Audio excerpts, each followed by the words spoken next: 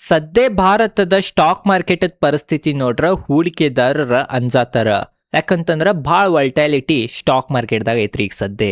ಅದ ಕಾರಣ ಹೂಡಿಕೆದಾರರಿಗೆ ರಿಟರ್ನ್ ಸ್ವಲ್ಪ ಕಡಿಮೆ ಸಿಗ್ಲಿ ಪರವಾಗಿಲ್ಲ, ಬಟ್ ಕುಸಿದ್ರ ಸ್ವಲ್ಪ ಕಡಿಮೆ ಕುಸಿಲಿ ಅಂತಾವ್ ಸೆಕ್ಟರ್ಗಳ ಬಗ್ಗೆ ತಿಳಿಸ್ರಿ ಅಂತ ಭಾಳ ಜನರು ನನಗ ಕಮೆಂಟ್ ಮಾಡತ್ತೀರ. ಅದ ಕಾರಣ ಇವತ್ತಿನ ಈ ವಿಡಿಯೋನಾಗ ನಾವು ಟಾಪ್ 5 ಎವರ್ ಗ್ರೀನ್ ಸೆಕ್ಟರ್ಗಳ ಬಗ್ಗೆ ಹೇಳಾವಿದೇನಿ. ಯಾಕೆ ಇವ್ ಸೆಕ್ಟರ್ಗಳು ಎವರ್ ಗ್ರೀನ್ ಇದಾವಂತ ಅದ್ರ ಬಗ್ಗೆ ಡೀಟೇಲ್ ದಾಗ ಸರಳವಾಗಿ ನಾವು ತಿಳ್ಕೊಳ್ಳೋಣ. ವಿಡಿಯೋ ಭಾಳ ಇಂಪಾರ್ಟೆಂಟ್ ಆಗ್ತೈತಿ. ಅದ ಕಾರಣ ವಿಡಿಯೋನ ಸ್ಕಿಪ್ ಮಾಡೋದ ಫುಲ್ ವಿಡಿಯೋನ ನೋಡ್ರಿ. ವಿಡಿಯೋಗ ಲೈಕ್ ಮಾಡಿರ್ಕಲ ಇದ್ರ ಲೈಕ್ ಅನ್ನು ಮಾಡ್ರಿ. ಬರೀ ಯಾವ 5 ಸೆಕ್ಟರ್ಗಳು ಅಂತ ಡೀಟೇಲ್ ದಾಗ ತಿಳ್ಕೊಳ್ಳೋಣ. ನೋಡ್ರಿ, ವಿಡಿಯೋ ಸ್ಟಾರ್ಟ್ ಮಾಡೋಕೆ ಮೊದಲ ಒಂದು ಡಿಸ್ಕ್ಲೇಮರ್ ಕೊಟ್ಬಿಡ್ತೇನೆ. ನಾ ಸೆಬಿ ರಿಜಿಸ್ಟರ್ಡ್ ರಿಸರ್ಚ್ ಅನಲಿಸ್ಟ್ ಅಥವಾ ಫೈನಾನ್ಷಿಯಲ್ ಅಡ್ವೈಸರ್ ಇಲ್ಲ. ಇದು ಬರೀ ಎಜುಕೇಶನ್ ಪರ್ಪಸ್ ಸಂಬಂಧ ಐತಿ. ಮತ್ ನಾವ್ ಯಾರು ಕಡೆ ಹಣ ಕೇಳಂಗಿಲ್ಲ. ನಮ್ಮ ಹೆಸರಲ್ಲಿ ಯಾರೇ ಹಣ ಕೇಳ್ರ ಅದ ಫ್ರಾಡ್ ಐತೆ ಅಂತ ತಿಳ್ಕೊರಿ. ಬರೀ ಈಗ ಯಾವ್ಯಾವ ಸೆಕ್ಟರ್ಗಳು ಇದಾವ ಮತ್ತ ಯಾಕೆ ಇವ್ ಸೆಕ್ಟರ್ಗಳನ್ನ ನಾವು ಸ್ಟೇಬಲ್ ಸೆಕ್ಟರ್ ಅಂತೇವಂತ ಅದ್ರ ಬಗ್ಗೆ ತಿಳ್ಕೊಳ್ಳೋಣ. ನೋಡ್ರಿ, 1ನೇ ಸೆಕ್ಟರ್ ಯಾವ್ದಂತಂದ್ರೆ FMCG sector, fast moving consumer goods. ಸರಳವಾಗಿ ನಾವು ತಿಳ್ಕೊಬೇಕಂತಂದ್ರೆ ದೈನಂದಿನ ಬಳಕೆಗೆ ಬಳಸುವ ವಸ್ತುಗಳ ಕಂಪ್ನಿಗಳಂತ ನಾವು ಅನ್ಬೋದು, ಅಥವಾ ಆ ಸೆಕ್ಟರ್ ಅಂತ ನಾವು ಅನ್ಬೋದ. ಯಾಕೆ ಸ್ಟೇಬಲ್ ಇರ್ತಾವಂತಂದ್ರ ಸ್ಟಾಕ್ ಮಾರ್ಕೆಟ್ ಕುಸಿಲಿ ಅಥವಾ ಆರ್ಥಿಕ ಹಿಂಜರಿತ ಬರ್ಲಿ ಅಥವಾ ಯುದ್ಧ ಆಗ್ಲಿ ಅಥವಾ ಕೋವಿಡ್ ಬರ್ಲಿ, ಏನೋ ಆದ್ರೂ ಜನರ ಬೆಳಿಗ್ಗೆ ಎದ್ದ ಹಲ್ ತಿಕ್ಕೊಳ್ಳೋದ್ ನೆನಪು ಹಾರಂಗಿಲ್ಲ, ಚಾ ಕುಡಿಯೋದ್ ನೆನಪು ಹಾರಂಗಿಲ್ಲ, ಮತ್ತ ಊಟ ಮಾಡೋದ ನೆನಪು ಹಾರಂಗಿಲ್ಲ. ಅದ ಕಾರಣ ಯಾವಾಗಿನ ತನಕ ಒಬ್ಬ ವ್ಯಕ್ತಿ ಒಬ್ಬ ಮನುಷ್ಯ ಇದ್ ಮಾಡ್ಕೊಂತಾನೆ ಇರ್ತಾನ, ಅವಾಗಿನ ತನಕ ಇಂಥ ಕಂಪ್ನಿಗಳ್ಗ ಕನ್ಸಿಸ್ಟೆನ್ಸಿ ಆಗಿ ಲಾಭ ಹಾಕೋಂತನ ಹೋಗ್ತೈತಿ. ಅದ ಕಾರಣ ಇಂಥ ಕಂಪ್ನಿಗಳ ಕನ್ಸಿಸ್ಟೆನ್ಸಿ ಆಗಿ ರಿಟರ್ನ್ ಕೊಡ್ತಾವಂತ ನಾವ್ ಅನ್ಬೋದು ಸ್ಟಾಕ್ ಮಾರ್ಕೆಟ್ದಾಗ. ಈ ಸೆಕ್ಟರ್ದು ಎಲ್ಲಾ ಕಂಪ್ನಿಗಳು ಕನ್ಸಿಸ್ಟೆನ್ಸಿ ಆಗಿ ರಿಟರ್ನ್ ಕೊಡ್ತಾವ ಅನ್ನೋದು ತಪ್ಪ.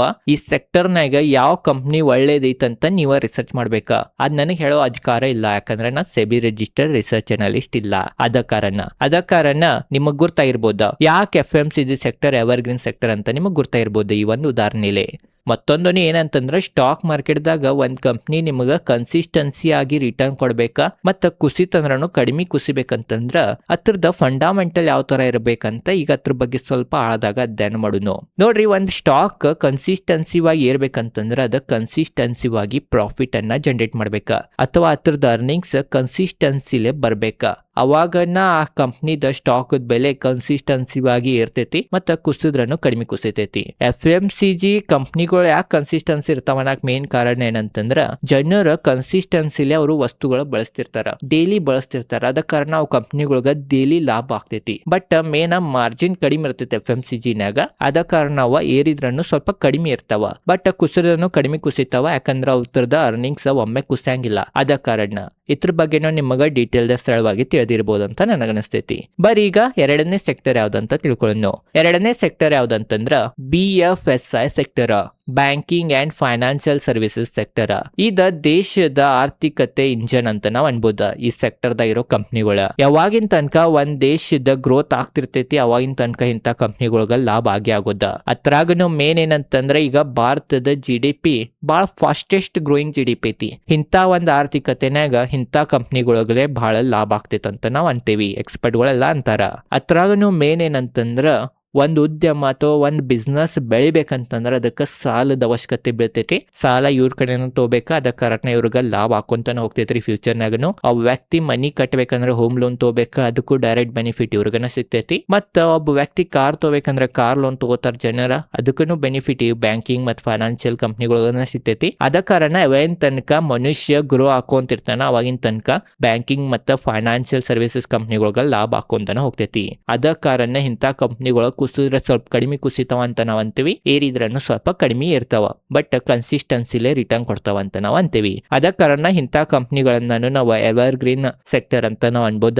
ಎಂತಾದನ್ನು ಪರಿಸ್ಥಿತಿ ಬಂದ್ರೆ ಇಂಥ ಸೆಕ್ಟರ್ಗಳಗ ಚೇಂಜ್ ಮಾಡೋದ ಈಗಿನ ತನಕ ಚೇಂಜ್ ಮಾಡೋದು ಅಸಾಧ್ಯ ಐತ ಅಂತ ನಾವ್ ಅನ್ಬೋದ. ಮುಂದೆ ಏನ್ ಬರ್ತೈತಿ ಹೇಳಕ್ ಬರಂಗಿಲ್ಲ. ಮತ್ತ 3ನೇ ಸೆಕ್ಟರ್ ಯಾವ್ದಂತಂದ್ರ ಹೆಲ್ತ್ ಕೇರ್ ಮತ್ತ ಫಾರ್ಮಾ ಸೆಕ್ಟರ್. ಹೆಲ್ತ್ ಕೇರ್ ಮತ್ತು ಫಾರ್ಮಾ ಸೆಕ್ಟರ್ ಅನ್ನು ಬಹಳ ಇಂಪಾರ್ಟೆಂಟ್. ಯಾವ ತರ FMCG ಬೇಕ, ಯಾವ ತರ ಒಬ್ಬ ವ್ಯಕ್ತಿಗ ಉಣ್ಣಾಕ್ ತಿನ್ನಾಕ್ ಬೇಕ, ಅದ ತರ ಹೆಲ್ತ್ ಕೇರ್ ಮತ್ತು ಫಾರ್ಮಾನು ಬೇಕ. ಯುದ್ಧ ಆಗ್ಲಿ, ಮಳೆಗಾಲ ಬರ್ಲಿ, ಚಳಿಗಾಲ ಬರ್ಲಿ, ಏನ್ ಬೇಕಾದ್ ಬರ್ಲಿ, ಆರ್ಥಿಕತೆಯಲ್ಲಿ ಅಷ್ಟು ಸ್ಟ್ರಾಂಗ್ ಇರ್ಲಿಲ್ಲ ಅಂದ್ರೂ ಸಹ ಆ ವ್ಯಕ್ತಿಗ ಹೆಲ್ತ್ ಕೇರ್ ಮತ್ತು ಫಾರ್ಮಾ ಬೇಕ. ಬಹಳ ಜನರ ಸಾಲ ಮಾಡಿನೂ ಸಹ ಅವ್ರದ ಆರೋಗ್ಯವನ್ನ ಅವ್ರ ಸರಿಪಡಿಸ್ಕೋತಾರ. ಅದ ಕಾರಣ ಯಾವಾಗಿನ ತನಕ ಮನುಷ್ಯ ಇದಾನ ಅವಾಗಿನ ತನಕ ಹೆಲ್ತ್ ಕೇರ್ ಮತ್ತು ಫಾರ್ಮಾ ಕಂಪ್ನಿಗಳಿಗೆ ಲಾಭ ಆಗೋದ. ಅದ ಕಾರಣ ಈ ಸೆಕ್ಟರ್ನಾಗ ಗ್ರೋತ್ ಇರ್ತೈತಿ. ಬಟ್ ಇಂಥ ಸೆಕ್ಟರ್ನಾಗ ಮೇನ್ ಏನ್ ನೋಡ್ಬೇಕಂತಂದ್ರ ಯಾರು ಇನ್ನೋವೇಟ್ ಮಾಡತ್ತಾರ ಹೊಸ ಹೊಸ ವಸ್ತುಗಳ ಅಂತ ಕಂಪ್ನಿಗಳನ್ನ ಹೂಡಿಕೆ ಮಾಡ್ಬೇಕ ಅಂತಂದ್ರ ನಿಮ್ದ ಲಾಭ ಸಿಗೋ ಚಾನ್ಸಸ್ ಹೆಚ್ಚಾಗ್ತೈತಿ ಮತ್ತ ಅಂತ ಕಂಪ್ನಿಗಳ ಒಳ್ಳೆ ರಿಟರ್ನ್ ಅನ್ನು ಕೊಡ್ತೈತಿ. ಅದ ಕಾರಣನು ಹೆಲ್ತ್ ಕೇರ್ ಮತ್ತು ಫಾರ್ಮಾ ಸೆಕ್ಟರ್ನಾಗನು ಗ್ರೋತ್ ಇದ್ದೇ ಇರ್ತೈತಿ. ಅದ ಕಾರಣ ಹೆಲ್ತ್ ಕೇರ್ ಮತ್ತು ಫಾರ್ಮಾ ಸೆಕ್ಟರ್ ಅನ್ನು ಎವರ್ಗ್ರೀನ್ ಸೆಕ್ಟರ್ ಅಂತ ನಾವು ಅನ್ಬೋದ. ಬಟ್ ಇದ್ರಾಗ ಹೊಸ ಹೊಸ ಇನೋವೇಷನ್ಗಳು ಬರ್ತಿರ್ತಾವ, ಅದ್ರ ಮ್ಯಾಗ ಕಣ್ಣಿಟ್ಟ ಅಂತ ಕಂಪ್ನಿಗಳನ್ನ ನಾವು ಬಾಯ್ ಮಾಡ್ಬೇಕ. ಮತ್ತ 4ನೇ ಸೆಕ್ಟರ್ ಯಾವ್ದಂತಂದ್ರ ಎನರ್ಜಿ ಸೆಕ್ಟರ್.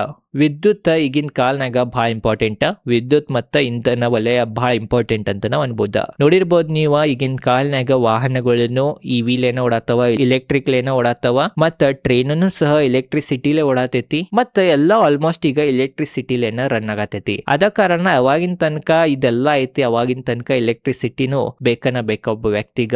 ವಿದ್ಯುತ್ ಅಂತಂದ್ರ ಬರೇ ವಿದ್ಯುತ್ ಜನರೇಟ್ ಮಾಡೋ ಅಷ್ಟ ಕಂಪ್ನಿಗಳಿಲ್ಲ, ಯಾವ್ಯಾವ ವಿದ್ಯುತ್ ಜನರೇಟ್ ಮಾಡಕ್ ಏನೇನ್ ಇಕ್ವಿಪ್ಮೆಂಟ್ ಬೇಕಾಗ್ತಾವ ಅಂತ ಕಂಪ್ನಿಗಳನ್ನ ನೀವು ರಿಸರ್ಚ್ ಮಾಡ್ಬೇಕ. ಈ ತರ ಡೀಪ್ ದಾಗ ಏನ್ರಿ ನೀವು ಅನಾಲಿಸಿಸ್ ಮಾಡ್ರಿ ಅಂತಂದ್ರೆ ಒಳ್ಳೆ ಕಂಪ್ನಿಗಳನ್ನ ನೀವು ಹುಡುಕ್ತಿರಿ. ಮತ್ತ ಲಾಸ್ಟ್ 5ನೇ ಸೆಕ್ಟರ್ ಯಾವ್ದಂತಂದ್ರ ಇನ್ಫ್ರಾಸ್ಟ್ರಕ್ಚರ್ ಸೆಕ್ಟರ್ ಅಂತ ನಾವ್ ಅನ್ಬೋದ. ಇನ್ಫ್ರಾಸ್ಟ್ರಕ್ಚರ್ ಬೇಕನ ಬೇಕ. ಅದ್ರಾಗನು ಮೇನ್ ಭಾರತ ಅಂತ ಏನ ಬೆಳೆಯೋ ದೇಶ ಐತಿ, ಇಂತ ಬೆಳೆಯೋ ದೇಶನಾಗ್ರೆ ಇನ್ಫ್ರಾಸ್ಟ್ರಕ್ಚರ್ ಬೇಕನ ಬೇಕ.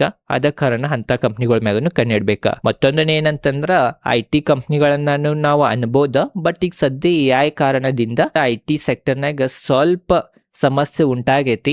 ಬಟ್ ಸ್ವಲ್ಪ ದಿನದ್ಲೇ AI ಮತ್ತು IT ಏನ್ರಿ ಕ್ಲಿಯರ್ ಆತಂತಂದ್ರ AI IT ಬಿಸ್ನೆಸ್ ತಿಂತೈತೋ ಇಲ್ಲೋ ಏನಂತ ಎಲ್ಲಾ ಡಿಟೇಲ್ದಾಗ ಸರಳವಾಗಿ ಎಲ್ಲಾರ್ಗೂ ಗುರ್ತಾತಂತಂದ್ರ IT ಕಂಪ್ನಿನೂ ಸಹ ಎವರ್ಗ್ರೀನ್ ಸೆಕ್ಟರ್ ಅಂತ ನಾವ್ ಅನ್ಬೋದ. ಯಾಕಂದ್ರೆ ಈಗಿನ ಕಾಲನ ಎಲ್ಲಾ ಟೆಕ್ನಾಲಜಿ ಐತಿ, ಸಾಫ್ಟ್ವೇರ್ ಐತಿ. ಮತ್ತ ಈಗ ಬಿಸ್ನೆಸ್ಗಳು ದೊಡ್ಡ ಬಿಸ್ನೆಸ್ಗಳಿಗೂ ಸಾಫ್ಟ್ವೇರ್ ಅವಶ್ಯಕತೆ ಐತ್ರಿ. ಮತ್ತ ದೊಡ್ಡ ಬಿಸ್ನೆಸ್ಗಳನ್ನು ಈಗ ಆಟೋಮೇಷನ್ ಮ್ಯಾಗ ಕೆಲಸ ಮಾಡತ್ತವ. ಅದ ಕಾರಣ ಅವ ಯಾವಾಗಿನ ತನಕ ಇದಾವ ಅವಾಗಿನ ತನಕ ITಗೂ ಲಾಭ ಆಗ್ಬೋದ.